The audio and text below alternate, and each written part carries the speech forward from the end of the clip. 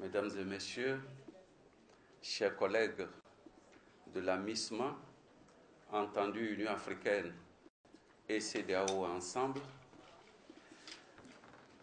sœurs et frères maliens et aussi africains qui sont dans la salle, je voudrais vous adresser un salut fraternel et dire que c'est avec beaucoup de plaisir que j'ai répondu à l'appel de Monsieur le ministre des Maliens de l'extérieur de l'intégration africaine pour cet entretien que nous allons avoir ce matin. Je me souviens que le samedi passé, un collègue vous a présenté l'Union africaine dans la gestion des conflits en Afrique. Aujourd'hui, si j'ai accepté d'être devant vous, c'est de partir de ce qu'il vous a dit, puisqu'il a présenté l'architecture de l'Union africaine en matière de gestion de conflits. Et aujourd'hui, je voudrais tout simplement m'appesantir sur un cas, à savoir comment la CEDEAO, en tant que partie intégrante de l'Union africaine, met concrètement en œuvre cette architecture de gestion de conflits. Je vais peut-être rappeler un certain nombre de choses que beaucoup savent peut-être déjà, mais on dit la répétition est œuvre de pédagogie. Ça permet de se remémorer. Donc je voudrais, dans le cadre de l'entretien que nous allons avoir, prendre juste quelques temps pour élucider quelques points. C'est-à-dire la CEDEAO, quel est son but, quand elle a été créée, et me limiter aux principes d'action qui gouvernent son fonctionnement habituel. Il ne s'agit pas pour moi ici de vous faire une présentation de la CEDEAO. Ça peut prendre plusieurs heures. Ensuite, quand même, je vais vous parler de ce que nous appelons aujourd'hui la vision stratégique de la CEDEAO. Parce que la CEDEAO, à un moment donné, s'est projetée dans le long terme à essayer de tracer une autoroute que nous essayons d'emprunter en essayant d'éviter les embûches, mais pour montrer que nous voyons loin comment s'articule cette vision. Je vais en rappeler quelques éléments parce qu'il y a tout un dossier là-dessus qui donne plus de détails. Je vais ensuite venir à l'objet de la conférence, qui est la CEDEAO dans la crise malienne. Et je vais me limiter simplement à 4 questions auxquelles je vais essayer de vous donner quelques éléments de réponse. Et je vais essayer d'illustrer ça par un rappel de quelques actions qui ont été menées, qui se poursuivent, que nous allons certainement continuer à réaliser. Et après cela, nous allons peut-être nous donner le temps de nous poser quelques questions, de tenter quelques réponses, mais aussi essayer de voir s'il y a des contributions additionnelles. Et j'allais ajouter, surtout s'il y a des suggestions d'amélioration. Ce que je ne souhaiterais pas faire, c'est que nous soyons le bon africain. Quel est le bon africain? C'est celui qui ne commet pas de faute. Tout ce qui arrive, c'est l'autre. Tout ce qui arrive, c'est l'autre. Il passe tout son temps à n'identifier que des problèmes. Toujours des problèmes. Mais lorsqu'il s'agit de dire, mais face à tel problème, quelle est la solution? Cela devient difficile.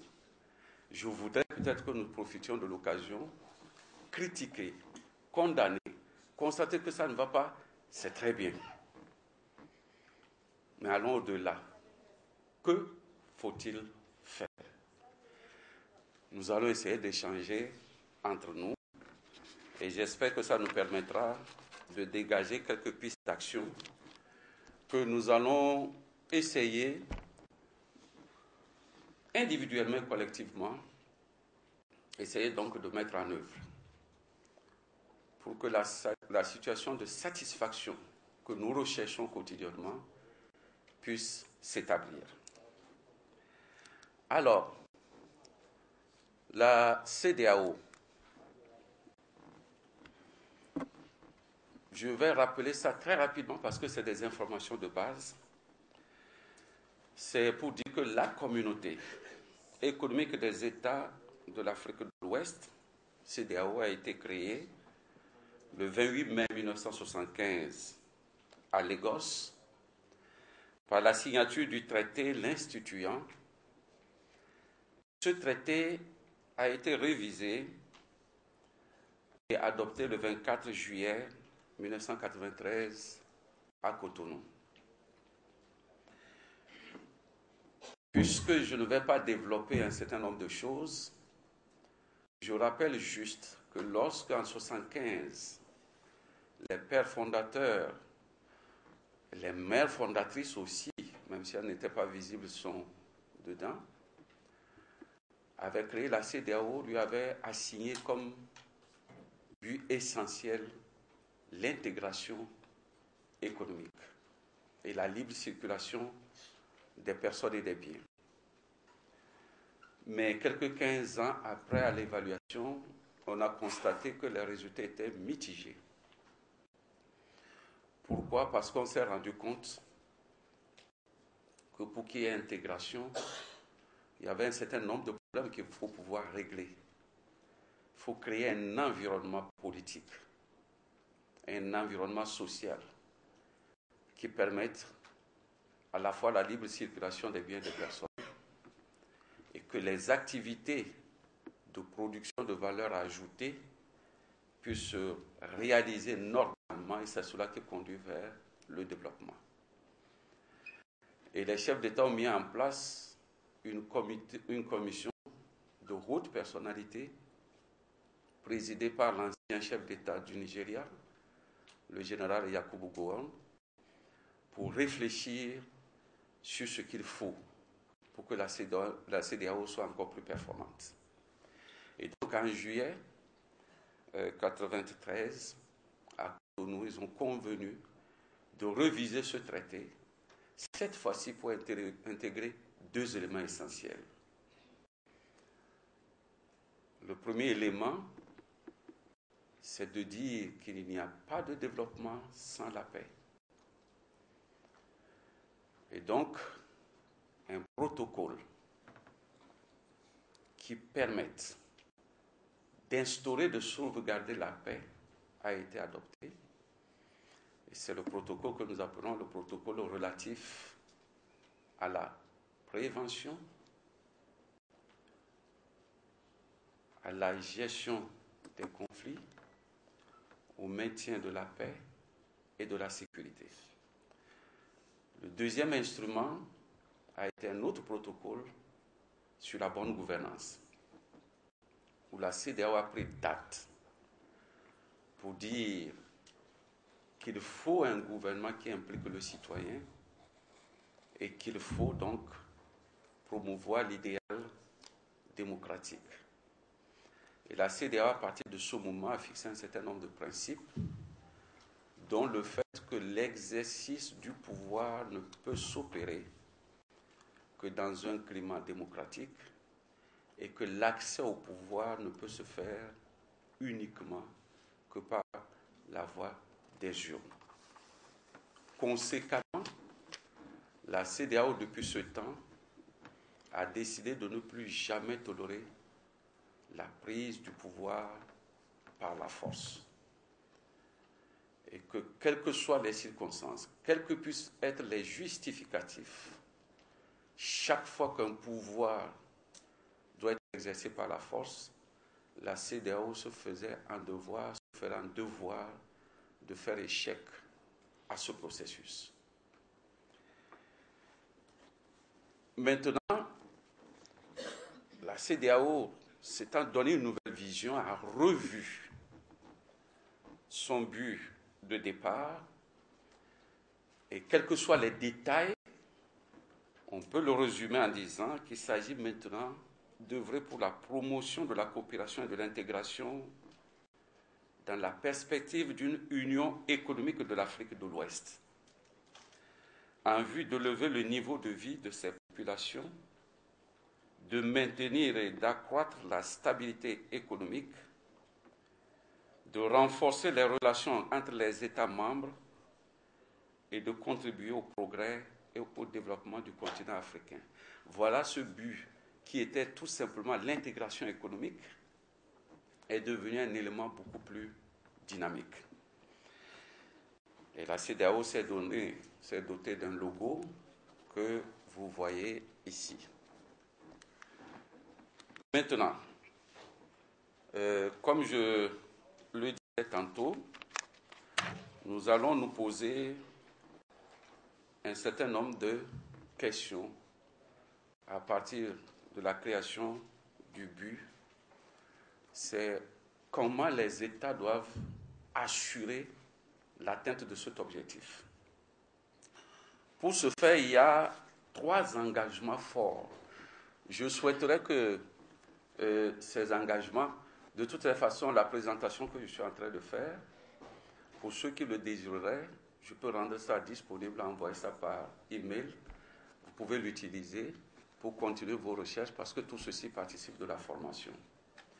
Je voudrais qu'on retienne ces engagements parce que si on les oublie, on ne comprend pas souvent pourquoi la CEDEAO agit de telle manière et pas de telle autre manière. Le premier engagement, c'est que les États membres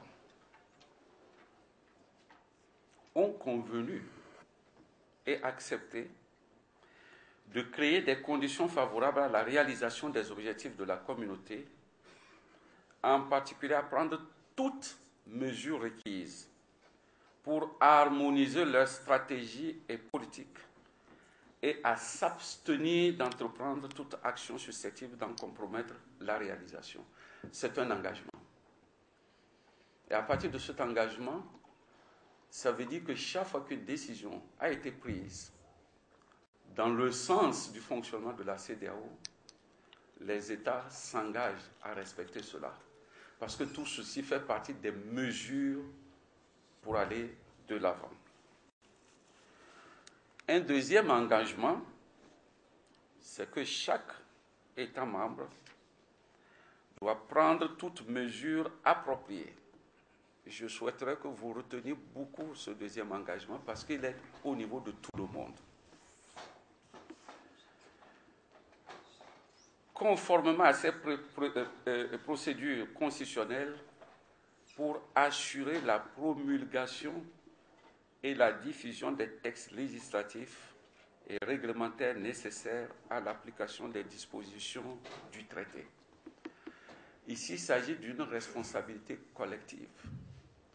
On entend souvent, nous, on n'est pas au courant de ceci. La CEDEAO ne nous informe pas, etc. Cet engagement est l'engagement des États. Il revient à chaque État de prendre les dispositions nécessaires pour que la CEDEAO soit connue. Ce n'est pas la CEDEAO de le faire. C'est chaque État qui doit prendre toutes les dispositions nécessaires pour que les citoyens soient au courant de la CEDEAO, de ses idéaux, de ses objectifs, de ses actions. On oublie malheureusement cet engagement. Le troisième engagement, c'est que chaque membre s'engage à honorer ses obligations au terme du présent traité et à respecter les décisions et les règlements de la communauté. Lorsque nous jugeons la CEDEAO, c'est que nous nous jugeons directement, puisque la CEDEAO ne sera que ce que les États auront voulu en lui donnant ou en ne lui donnant pas les moyens nécessaires de fonctionner. Là aussi, c'est un engagement. Donc, quand vous voyez ces trois engagements font en sorte que la force de la CEDEAO, ce n'est pas Abuja. La force de la CEDEAO, c'est les États. Et si les États assument leurs responsabilités, la CEDEAO sera forte. Si les États n'assument pas leurs responsabilités, la CEDEAO aura des problèmes. Je pense qu'il est très bon d'insister là-dessus. Maintenant, je vous ai parlé de la vision stratégique de la CEDEAO comme deuxième point d'échange. La vision à long terme de la CEDEAO est de passer d'une organisation des États à une organisation des peuples. Ça, c'est fondamental.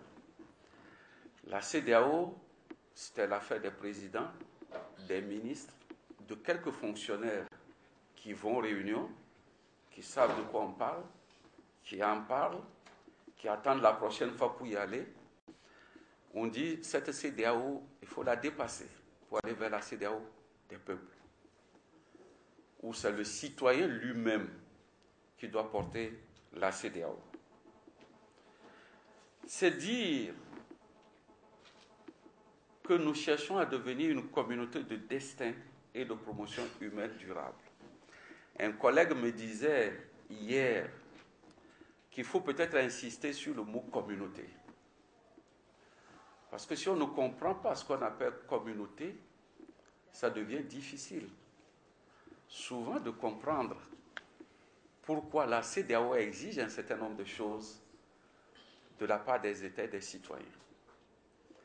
Lorsque nous parlons de communauté, nous sommes en situation de dire « je dois être capable de céder une partie de moi-même, une partie de mes prérogatives, une partie de mon pouvoir, une partie de mes biens pour le bien collectif. » C'est ça la communauté. Ce qui veut dire que la CEDEAO, en décidant de passer à la communauté des peuples, ne doit plus se présenter comme une communauté composée du Bénin, plus le Togo, plus le Mali, plus le Sénégal, etc. Cette vision n'est pas dans le cadre de la vision à long terme de la CEDEAO. C'est plutôt la CEDEAO, c'est un espace où pour des commodités, on pourrait identifier des entités étatiques qui décident de céder une partie de leurs prérogatives, une partie de leur pouvoir, pour constituer un ensemble de communautés humaines qui partagent le même destin. C'est ce que ça signifie. Et à long terme, lorsque nous parlons de CEDEAO, ce n'est pas le Malien et l'Ivoirien. Nous allons parler du citoyen de la CEDEAO qui, pour des raisons géographiques, économiques, politiques, peut être au Mali, ou en Guinée, ou au Bénin, ou au Sénégal, etc. Pour ce faire,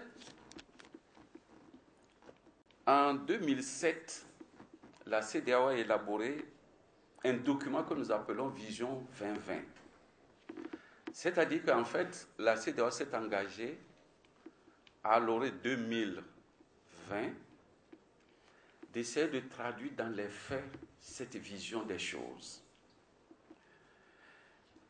Et la phrase qu'il faut retenir de tout ce document, c'est que les pères fondateurs et ceux qui ont la destinée de la CEDEAO aujourd'hui se sont engagés à créer une région sans frontières, paisible, prospère et cohérente, bâtie sur la bonne gouvernance et où les populations ont la capacité d'accéder, d'exploiter ces énormes ressources, Dieu sait si l'Afrique a des ressources, par la création d'opportunités de développement durable et de préservation de l'environnement.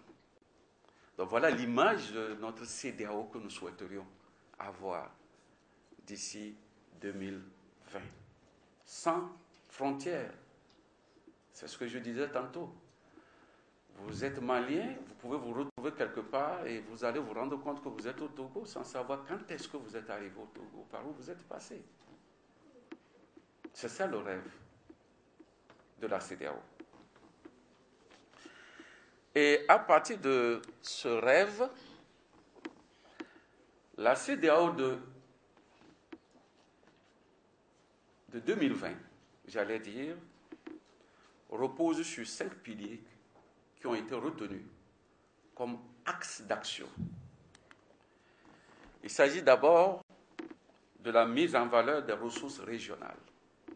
Pourquoi on parle de ressources régionales? Ça voudra dire tout simplement qu'il faudrait aller de plus en plus, au lieu de dire « oh, il y a la carrière de l'or du Mali, il y a la carrière de l'or du Niger, il y a la carrière de l'or du Burkina, etc. » qu'on en arrive à parler de carrières qui appartiendraient à un ensemble de personnes qui soient réparties dans l'ensemble du territoire, ou au moins sur une grande portion de ce territoire. C'est-à-dire qu'il faudrait passer à des possessions nationales de pôles de richesse à des possessions collectives ou régionales des pôles de la richesse. Le deuxième pilier, c'est la promotion de la paix et de la sécurité comme base essentielle du développement durable. Troisième pilier, la gouvernance démocratique pour être conforme aux raisons pour lesquelles on a révisé le traité de 1975. Cinquième pilier, c'est l'intégration économique et monétaire qui était le but unique, mais qui devient un des buts poursuivis par la CEDEAO de 2020. Enfin, la promotion du secteur privé, c'est-à-dire que ce n'est plus l'État qui devient l'acteur principal, le moteur du développement, mais c'est le secteur privé. Voilà un peu le rêve aujourd'hui de la CEDEAO, des chefs d'État, des citoyens comme vous et moi. C'est ça notre rêve que nous devrions porter et pour lequel nous devrons développer les comportements, les aptitudes, les habilités à agir pour aller vers cet espace économique intégré paisible où chacun se sentira chez lui où qu'il soit. Maintenant, le troisième point que je vous ai proposé, c'est la CEDEAO et la crise malienne. Et je reviens là-dessus, je vous avais dit, je procéderai par 4 questions. La première question, c'est de dire, mais pourquoi la CEDEAO intervient dans la crise malienne? Parce que dans ce pays, on a entendu tout. On a entendu des gens qui sont venus violer la souveraineté des Maliens, qui sont venus s'immiscer dans les affaires des Maliens, qui sont venus se fourvoyer quelque part où ils n'ont pas le droit d'y être. Mais pourquoi? La réponse, c'est parce que la situation du Mali, ou au Mali, répond à la définition suivante d'un État en crise. Et cette définition fait partie du traité qui dit quand un État répond à cette définition, la CEDEAO doit intervenir. La définition, je la lis avec vous, elle est multifacette. Soit c'est un État qui est confronté à un conflit armé Et Dieu seul sait si le Mali n'a pas été obligé d'utiliser les armes pour se libérer. Ça veut dire qu'il y avait des gens qui étaient sur le territoire avec des armes. Mais aussi, c'est un État membre qui se heurte à des problèmes graves et persistants. Dieu seul sait si la situation au nord n'a pas préoccupé des années durant, non seulement les Maliens, mais la communauté internationale, par la persistance de ce qu'on peut appeler le problème du Nord.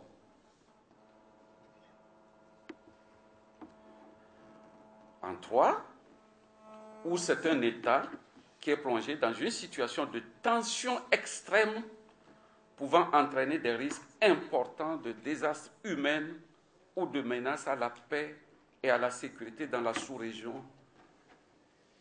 Et Dieu seul sait si ce qui s'est passé depuis le 22 mars 2012 n'a pas mis tous les Maliens sous tension permanente. Jusqu'à ce jour, il y a des gens qui sont sous tension. Dieu seul sait si ce qui s'est passé à Tombouctou, à Gaoua, à Kidal, etc., ne continue pas de maintenir des populations entières sous tension. Ou bien aussi, c'est un État dans lequel interviendrait un renversement ou une tentative de renversement d'un régime démocratique élu. Alors, quand vous additionnez le Mali exactement remplace tout, alors qu'il suffisait qu'un de ces éléments soit pour que la CEDEAO intervienne. Le Mali, lui, l'a combiné tout. Est-ce qu'il faut se poser la question pourquoi la CEDEAO est intervenue? Voilà. Maintenant, deuxième question. C'est quelles sont les conditions qui déterminent l'intervention de la CEDEAO? Bien entendu, on dit si un pays est en crise, la CEDEAO doit intervenir parce que le pays qui est en crise, c'est la CEDEAO qui est en crise, puisque ce n'est qu'une portion de la CEDEAO. Si la main gauche est en crise, le corps est en crise. Si la main droite est en crise, le corps est en crise. Si le pied est en crise, le corps est en crise. C'est exactement la même chose. Mais à quelles conditions on intervient? Ça veut dire qu'il ne s'agit pas de se donner un espace de droit pour pouvoir le faire. Encore faut-il qu'il y ait un certain nombre de conditions que nous allons voir et qui font partie du traité. Une des conditions, c'est que ce pays soit agressé.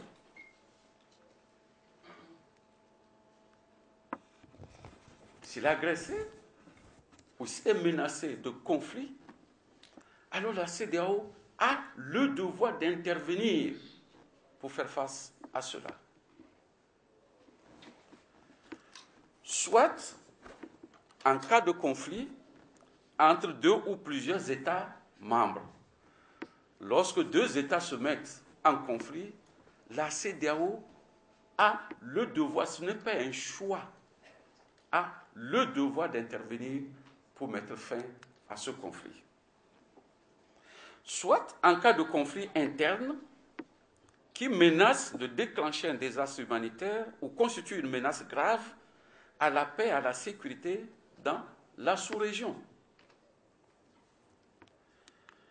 Soit aussi en cas de violation grave et massive des droits de l'homme ou de remise en cause de l'état de droit.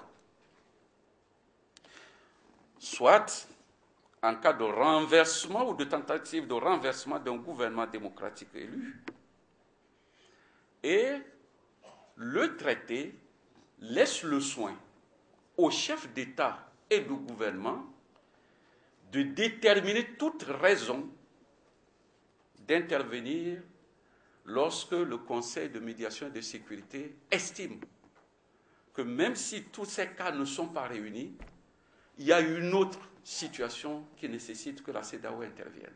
Alors, si nous nous interrogeons, il n'y a qu'un seul des cas qu'il faut exclure, c'est le cas de conflit entre deux ou plusieurs États membres. Le Mali a rassemblé toutes les autres conditions. Et on a posé la question, pourquoi la CEDEAO est ici?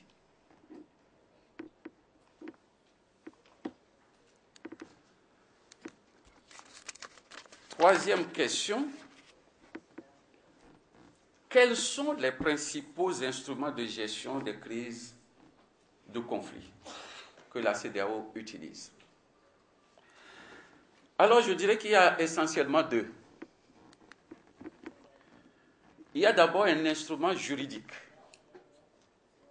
qui est le protocole relatif aux mécanismes de prévention, de gestion, de règlement des conflits, de maintien de la paix et de la sécurité qui a été adopté le 10 décembre 1999.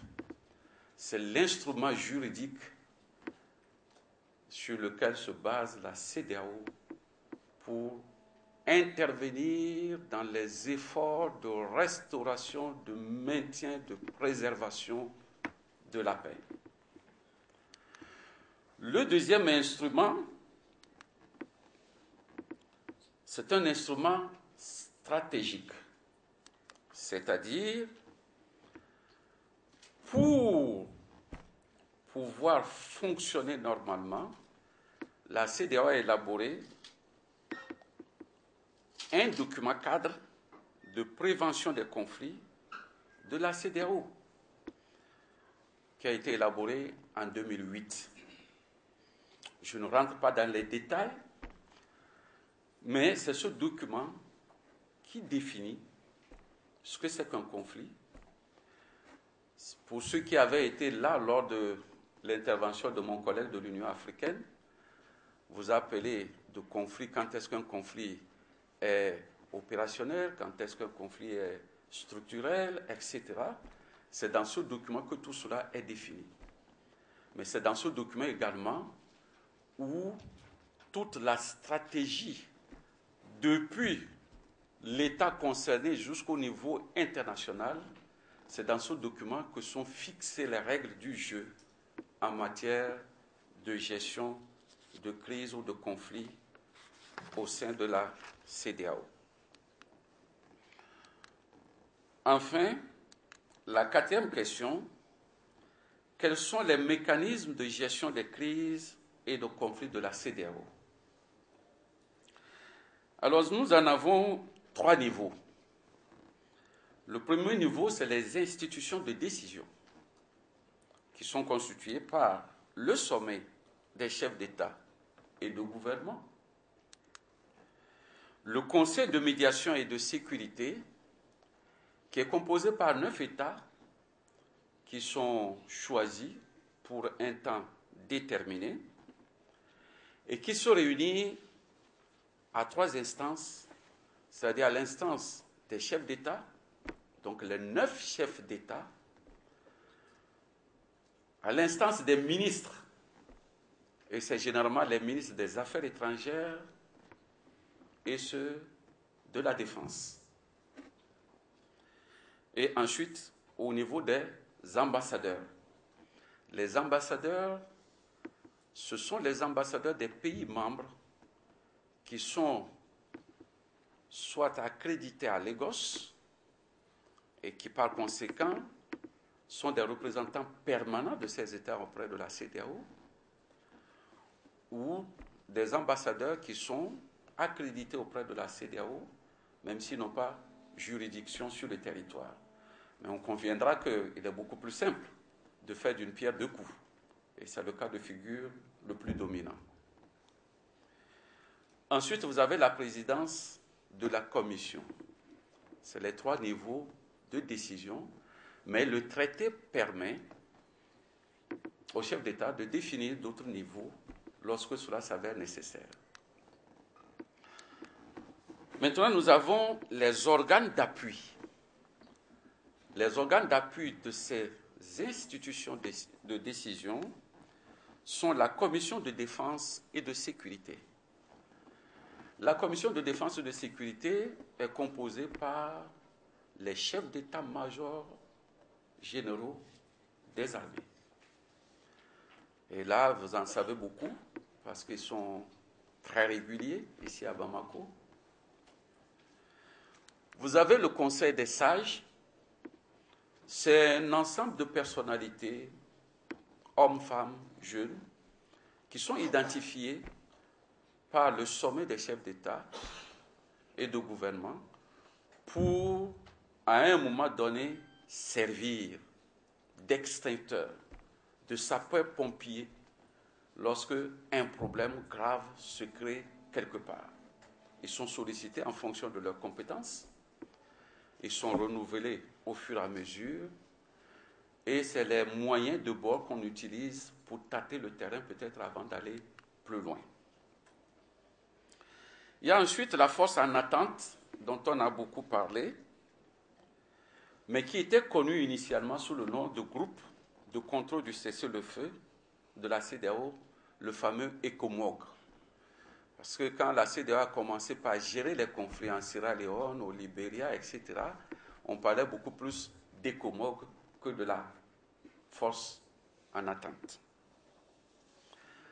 Ensuite, il y a la représentation spéciale de la Commission lorsque il advient nécessaire de mettre une mission de paix dans un pays comme le Mali.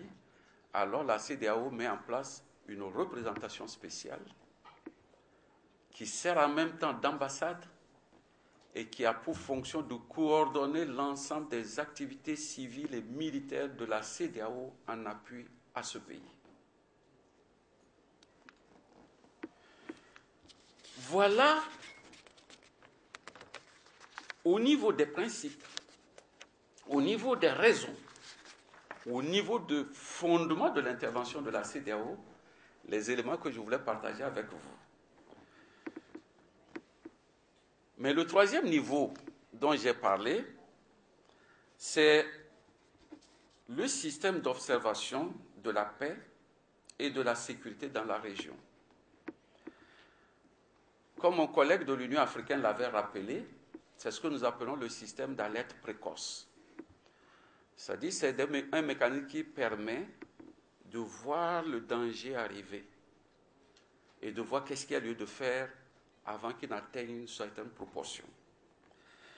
Là, à trois niveaux, au niveau de la CEDEAO, donc au niveau de notre organisation, il y a un centre d'observation et de suivi qui est au siège, c'est le centre nerveux. Toutes les informations aboutissent là. Ensuite, il y a des zones d'observation et de suivi dans la sous-région. C'est-à-dire que la CEDEAO a décidé de mettre en place, sur une base sous-régionale, des centres d'observation. À ce moment, on ne lit pas simplement les problèmes pays par pays, mais on lit les problèmes dans un cercle déterminé pour prendre en mesure l'effet de contagion et pouvoir intervenir en conséquence. Il y a 4 sous-zones. Le siège de Banjul, en Gambie, regroupe des pays comme le Cap-Vert, la Gambie, la Guinée-Bissau et le Sénégal.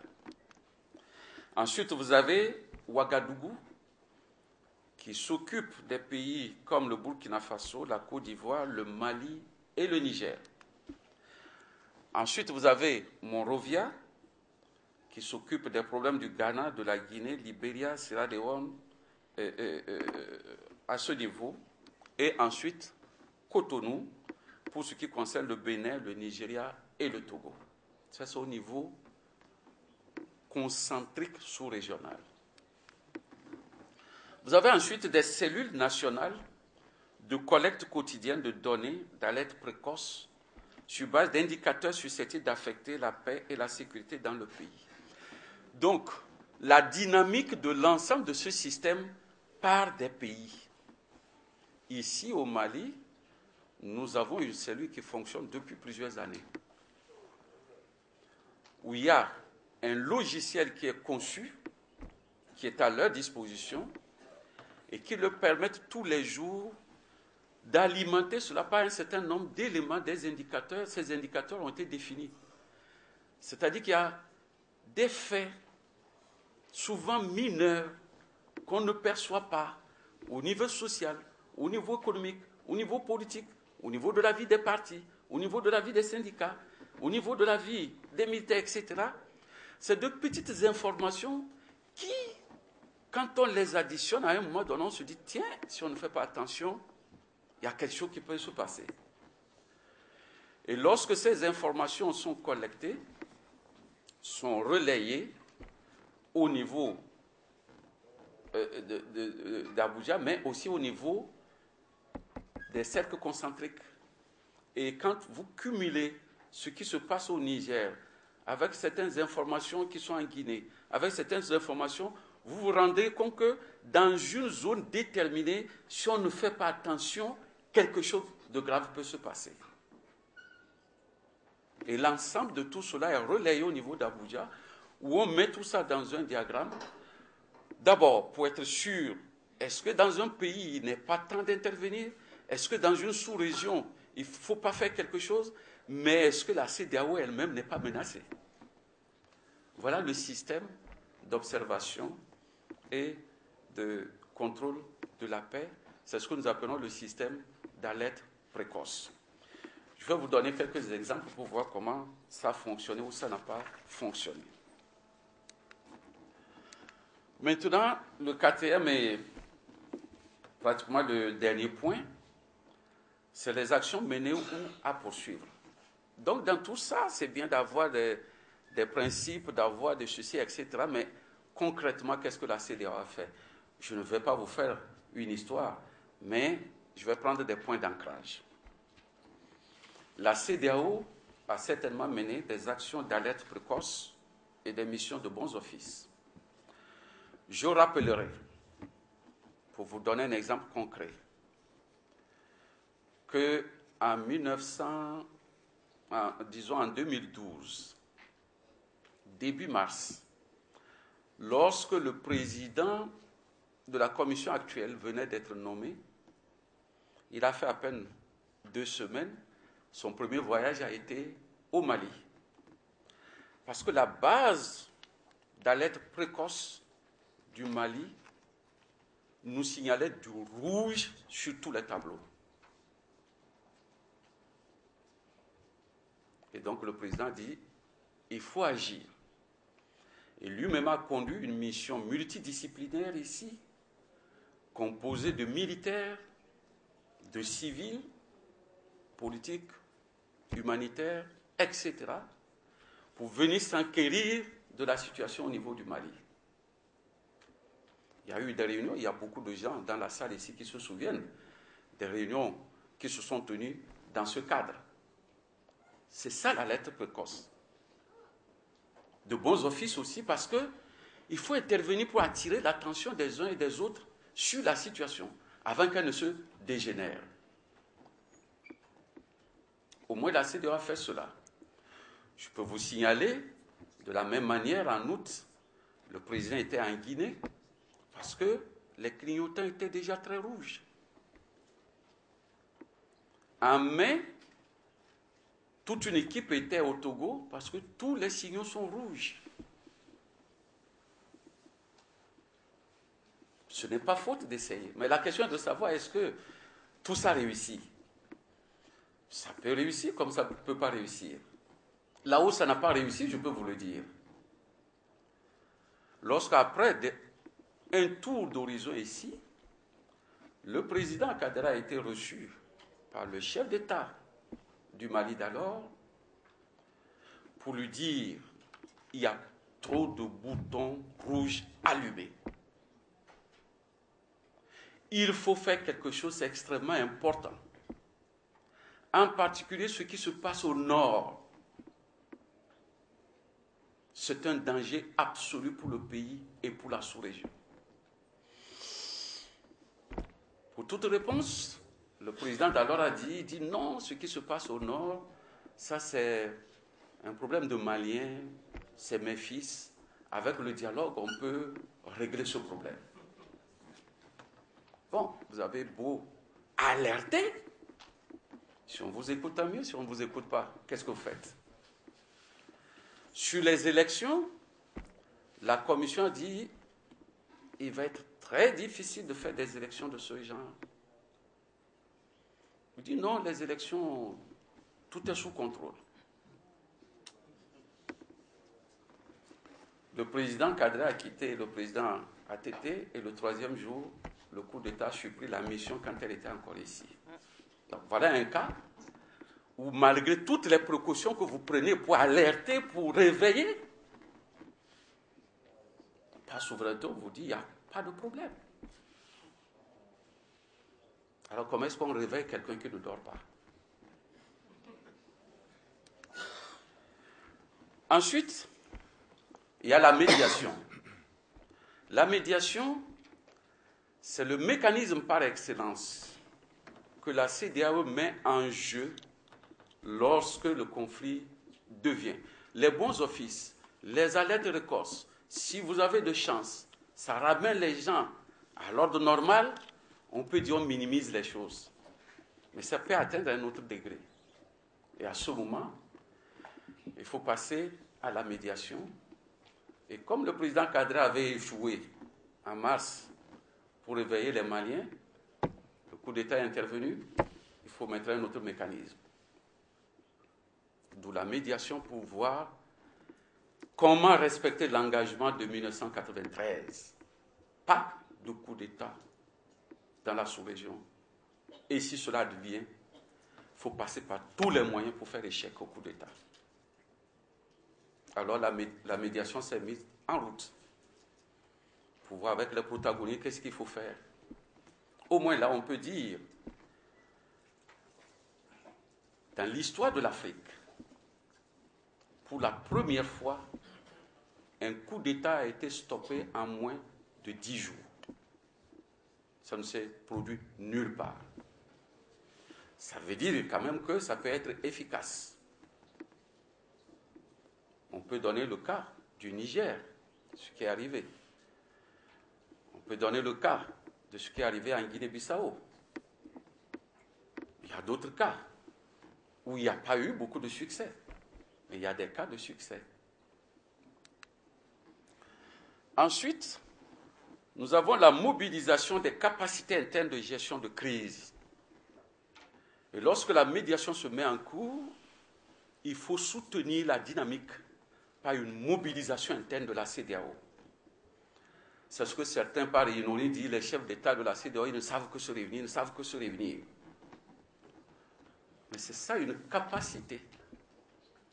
Lorsque des gens ne dorment pas, qui se réveillent, qu'ils essaient de chercher, de réfléchir, de se mobiliser pour voir comment aider un pays en difficulté, l'intelligence voudrait au moins qu'on reconnaisse qu'ils agissent, qu'ils essaient de faire des choses. Il ne faut pas voir se réunir. Aucun chef d'État n'a intérêt. Il y a des chefs d'État qui n'ont pas envie de sortir de leur territoire. Parce que la situation interne souhaite qu'ils soient là pour surveiller. Mais si malgré ça, il va ailleurs, c'est parce qu'il a une conscience élevée de ce qu'il peut faire pour aider un autre pays.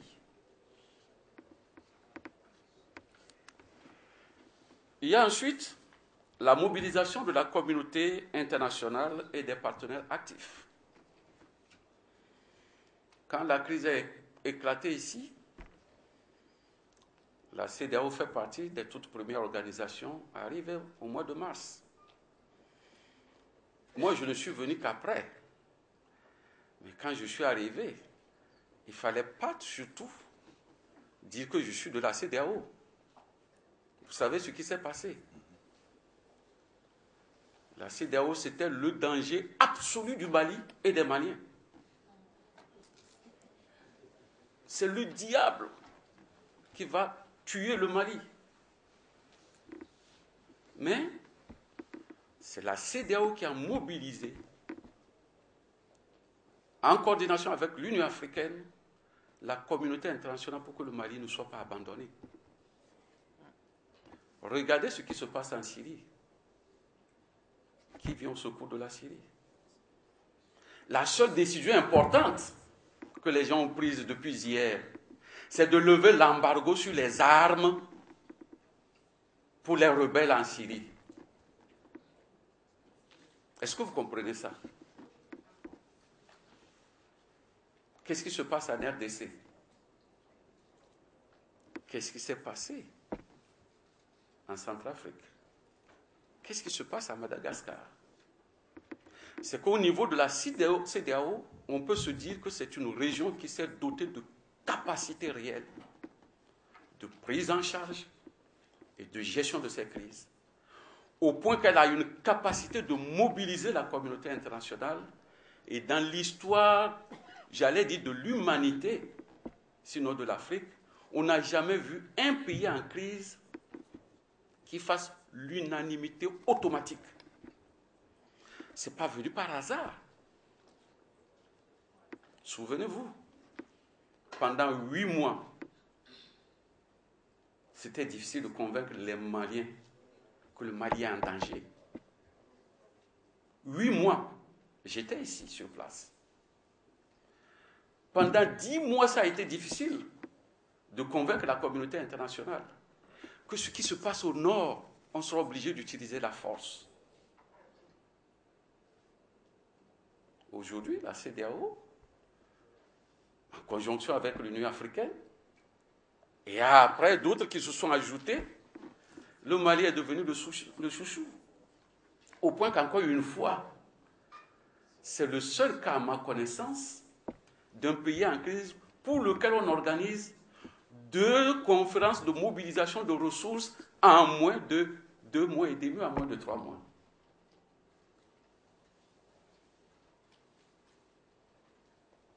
Ce n'est pas venu par hasard.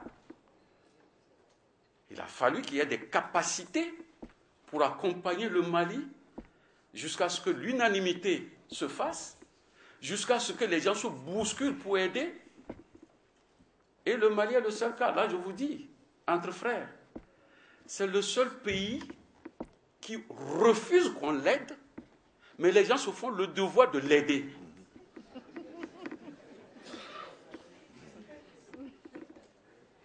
Comme quoi, c'est un pays quand même béni. Ensuite, il y a des actions d'appui au dialogue et à la concertation intermalienne. C'est ce que la CEDEAO s'est battue toujours pour faire. D'abord,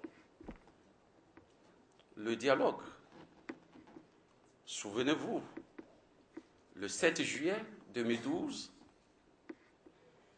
les chefs d'État qui font partie du groupe de contact ont demandé qu'il faut absolument aller vers le dialogue parce qu'au-delà du dialogue, il n'y a que les canons.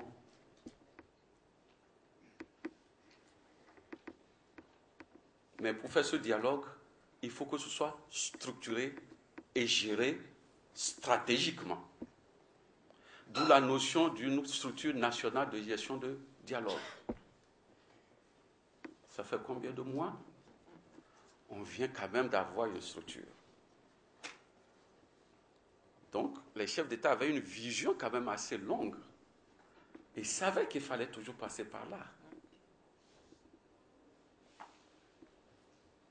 Certains d'entre vous, nous étions ici, quand le 27 décembre, nous avons fait la réunion des organisations de la société civile. La question qui revenait, on va dialoguer avec qui? On va dialoguer avec qui? Est-ce qu'on pose cette question parce qu'on ne dialogue pas avec un ami? On ne dialogue pas avec son frère, sa soeur, etc. On ne dialogue précisément que lorsque nous ne nous entendons pas. Il y a la concertation. Nous avons évoqué cette question de concertation. Et les chefs d'État ont traduit ça dans les faits. Mais les chefs d'État n'ont pas souvent été compris.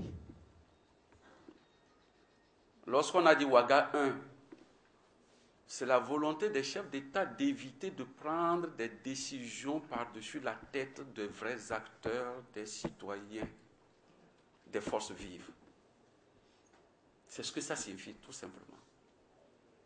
Lorsqu'il y a eu Ouaga 2, c'est la même logique. Parce que les chefs d'État se parlent entre eux. Le Premier ministre voyage. Mais on ne peut pas trouver de solution au Mali si on n'engage pas les Maliens des profondeurs. C'est ce souci qui a amené la CEDEAO à proposer, mais tout ça, ça fait l'objet d'interprétations diverses. Pour une question de souveraineté, de fierté, on ne doit pas aller à l'extérieur, il faut faire ça ici. Mais lisez un cadre beaucoup plus propice à la réflexion, à la concentration. Tous les conflits n'ont trouvé des solutions que parce qu'on a été ailleurs, de manière calme, réfléchie pour trouver des solutions. Arusha 2, Arusha 1, Arusha ceci, Pretoria cela, etc. Tous les cas, y compris en Europe. Donc, souvent, il ne faut pas donner des interprétations qui sont au-delà de la bonne volonté de dire est-ce que, au lieu de rester dans l'ambiance surchauffée, où on réagit en fonction, est-ce qu'on peut se mettre un peu quelque part pour réfléchir tout doucement et de manière plus correcte? Ça fait l'objet d'interprétations diverses. Mais c'est un moyen d'action. Ensuite, il y a eu l'effort de guerre, de libération et de maintien de la paix. Et la CEDEAO, encore une fois, a été la seule, dès avril 2012, à dire aux Maliens et à la communauté, vous ne réglez pas le problème du Nord sans utiliser la force. La réponse est que vous êtes des étrangers, vous n'avez rien à foutre dans ce pays. On n'a pas besoin de vous. Nous-mêmes, nous allons nous libérer. Un an après, c'est la solution de la CEDEAO qu'on a refusée en avril 2012. C'est elle qui a été appliquée. Tant mieux, Dieu merci. Nous sommes au moins sur le point d'atteindre totalement le premier objectif, qui est d'avoir libéré les territoires avec la force, quelle que soit la manière. Et on pourra revenir sur les détails après. Enfin, je dirais, l'appui à la relance économique et à la reconstruction nationale, c'est peut-être le point sur lequel nous devons poursuivre encore beaucoup d'efforts. Et la réunion de Bruxelles déjà en est un signal. Le fait que la CEDEAO, quand on nous lançait des cailloux ici, la raison était simple. Vous avez imposé l'embargo, les sanctions, à cause de ça. Mais est-ce que les Maliens savent que l'embargo n'a duré que 7 jours? Et c'est la même CEDEAO qui s'est battue contre tous les autres qui n'ont levé les embargos que progressivement. Et surtout, après l'adoption de la résolution 2071. Donc, voyez-vous, je pense que l'histoire est là.